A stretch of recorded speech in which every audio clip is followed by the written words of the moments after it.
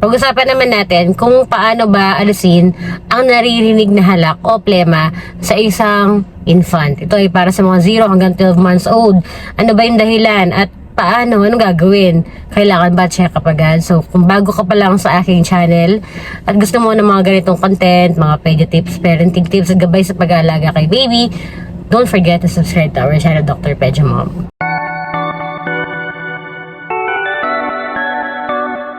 Ang pinaka-common na dahilan kung bakit may naririnig kayong plema ay halak.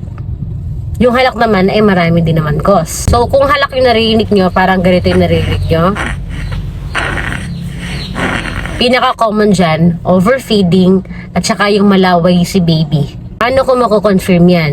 Kapag tinatukan ko yan sa likod at clear breath sound naman ako, ibig sabihin wala talaga ako narinig na phlegm or any rowels, crackles dyan sa likod ni baby. Ibig sabihin yung naririnig nyong halak ay nandito lang yan sa lalamunan. So habang nag-i-inhale, exhale si baby, para siyang bumubula-bula dyan dahil hindi siya nakapagdighay or sobra-sobra yung gatas na napunta dyan sa lalamunan niya. Or talagang malaway lang si baby. Especially ito sa mga nagngingipid. Kapag nagigipin na yung mga yan, minsan nagkakaroon ng oversecretion ng laway. Ang pinaka-worst is infection na pala. Baka may sipon pala si baby na napunta na sa lalamunan or inuubo or talagang may plema pala siya na kailangan talagang gamutin. Paano nyo naman malaman na yung halak na yan ay dahil lang sa overfeeding at saka sa laway? Sa overfeeding, malaman niyo yan kapag hindi kayo padedi ng padedi sa kanya. Babawasan niyo yung kanyang feeding. May iba kasi mga mommies kapag umiiyak si baby kahit kakadedi lang, ang gagawin ay magbibigay ulit ng gatas. Pwede naman po kayo mag-pacifier sa mga newborn. Wala pong guideline na nagsasabi na itong edad na to pwede na mag-pacifier. Yung mga premature nga pwede mag-pacifier eh. Yung mga nasa hospital pwede silang mag-pacifier kasi yung pacifier ginagawang anesthesia. Pampa-pacify, kaya nga pacifier yan.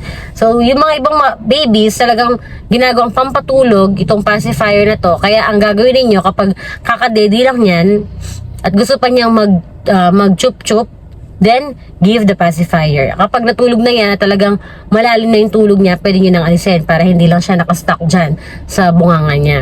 Observe nyo, 1 week kapag nawala dahil lang yun sa overfeeding. At syempre, isa pa, kailangan magaling kayo magpadighay. Dahil nai-stuck lang yung milk dyan, hindi bumababa. So, kapag nagpadighay kayo, bababa yung milk or ilungad niya. Kapag dilungad niya, isang din yun, isang clue din yun na overfeeding po kayo.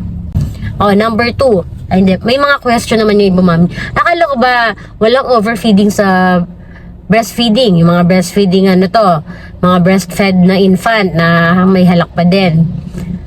Yes, wala din. Pero, yung ibang mga mommies talagang binababada talaga nila yung kanila mga babies.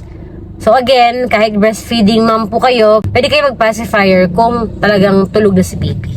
Lesser chance na yung mga breastfed infant na nagkakaroon ng halak. Paano naman malalaman kung talagang malaway lang? Madali lang yun. Kapag talaga nakikita nyong may laway si baby lagi.